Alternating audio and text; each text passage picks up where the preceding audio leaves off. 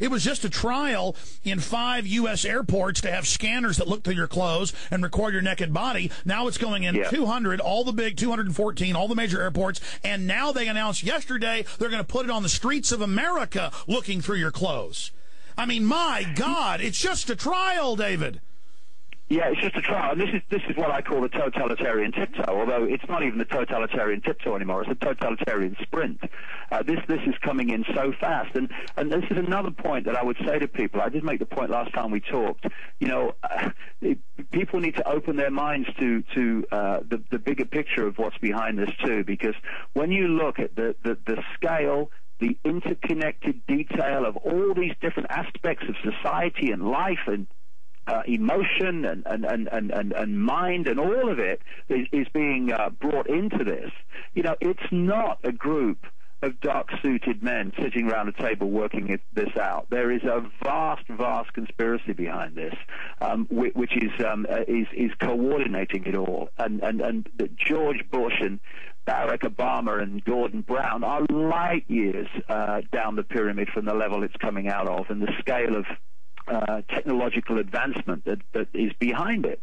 And we need to open our minds to the fact that, you know, this is above governments, and it's above the people we see in the public arena.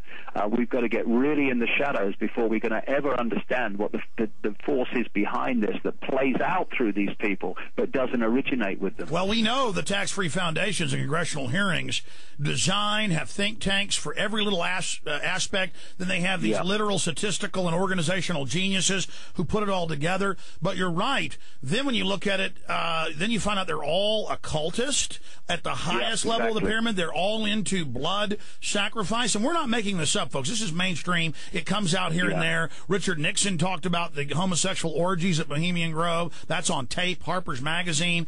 I mean, there's a level at the top. They believe they are communicating with entities, and that's where me and David. I mean, David's deeper down the rabbit hole. I just go with what I can prove. But bottom line, David Icke on one side, the good guy side, and then the bad guys on the other dark side. They all believe they are under the control of entities. Yeah, and you know, I was talking earlier today about the Rothschilds. Their name used to be called Bauer, and the Bauer family in Europe was a notorious, what they call a cult family. It was deeply into the black magic arts, and of course, the black magic is just the negative use of knowledge of how energy and consciousness works, and these people are really behind their banking front and their dark suit and tie front. These people are deep black magicians who have, in effect, cast a spell on the human collective mind, and that's why we talk about people need to wake up. And by the way, up from that trance. Look at all the Hollywood people with Kabbalah all over them. And then we always said it 10, 15 years ago that Madonna's concerts were rituals, and then she came out 2 years ago and said, yes, they've always been. These are black magic rituals, basically. Yeah, the thing is, we've got a conscious mind, which we obviously are consciously aware of all the time. And we've got a subconscious mind that we're not consciously aware of by definition. And these black magic arts and rituals, they know how to program to the subconscious mind. That's their aim, and it's programming eventually as it filters through the conscious mind's perception of reality. And you know, all these structures like religion and all these institutions of belief and all these rigid belief systems that people have, they're all part of this imposition of a wall around our sense of possibility and our sense of what's happening and the nature of life itself. Okay. And if you can put someone in a mind prison called rigid, unyielding belief. David, stay there. We got a break. Hey, David. Part of themselves. David, you're on a cell phone, aren't you? No. Okay, it's just when I talk, I don't think you can hear me. We had to go to break, but we're still live on the internet, so finish your thought. I just had to cut you off so you can continue. But before you finish up with putting them in that rigid control system, looking at the world, you know, through a straw so you can hardly see any of it while it's all, and keep you so close to the problem, you're like, what is this in front of me? I can't tell. But you take that off and pull back. Oh, it's a microphone. There it is. Now I can, oh my gosh, there's a computer right here. There's a light right there. Oh my God, you know, but let me... You let one ant stand up to us, then they all might stand up. Those puny little ants outnumber us 100 to 1.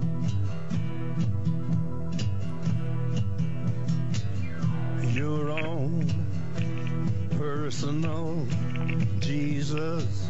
He did a great talk at Oxford that I've seen. Really shot beautifully. Excellent presentation. Get that DVD at davidicke.com. Just came out. Really interesting information. Very thought-provoking. That's what matters. Getting you outside the box, and then outside the other box, and then outside the next box you're in. David, finishing up, you were bringing up, before we went to that break, getting people to take the blinders off, literally, and just open their minds up and what that does. Continue. The ancient Greek philosopher Socrates is quoted as saying, wisdom is knowing how little we know. And I always work with that because, in the vastness of forever, all possibility exists. And if we shut our minds from that by rigid beliefs that construct a limitation of what's possible, then we're operating on a fraction of our own potential and also a fraction of the knowledge and awareness that's available of who we are and the nature of what we're experiencing. So it doesn't mean that you open your mind and you say, I'll believe anything. It's quite not that at all. But it's opening to the possibility instead of a reflex action. No, I'm not going there. That can't be true because it's against my belief system.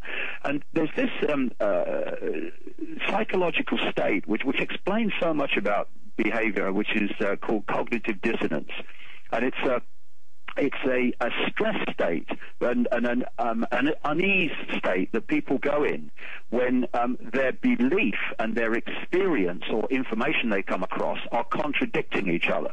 Now, what the few people do is they look at the information and the experience and they say, hold on a second, I've got to have another look at my belief here because in the light of what I'm experiencing and seeing. And that is great because cognitive dissonance, then it's about bringing the contradictions together into a whole. Then you can move forward and your belief changes in the light of new information. But what most people do when they go into this cognitive dissonance state is that their prime motive is to preserve the belief system. That's so right. In fact, they have invested, like Bill Hicks said, I put a lot into this ride. Don't you tell me it doesn't matter. Exactly that, and what they then do, and you see this all the time, is they then concoct stories. They lie to themselves to bring together an explanation of what they're experiencing and seeing and learning to make sure the belief system is retained. They're delusional. And that's when you get things like, oh, no, we've got to go to war to bring peace. Or, oh, no, we've got to have some of our freedoms taken away so that we can protect our liberties. This is cognitive dissonance, lying to itself or causing people to lie to themselves to protect the belief system. Have you ever... Belief systems need just to not control us anymore. Let's look at the evidence. Let's look at what we're seeing, and let's come to conclusions based on that. Not preconceived idea that the priest told us or the politician told us or the guy at the college told us. Have you ever seen my film Terror Storm? Sorry, Alex, my phone's gone funny. I didn't hear that. Did you ever see my film Terror Storm? Because well, no, you're still jumping around. Okay. Goodness, what's wrong with the line here? Okay, can you hear me, David? No, I'm losing about every other word. I don't know what suddenly made that happen. Okay, well, who knows? I'll cut you now.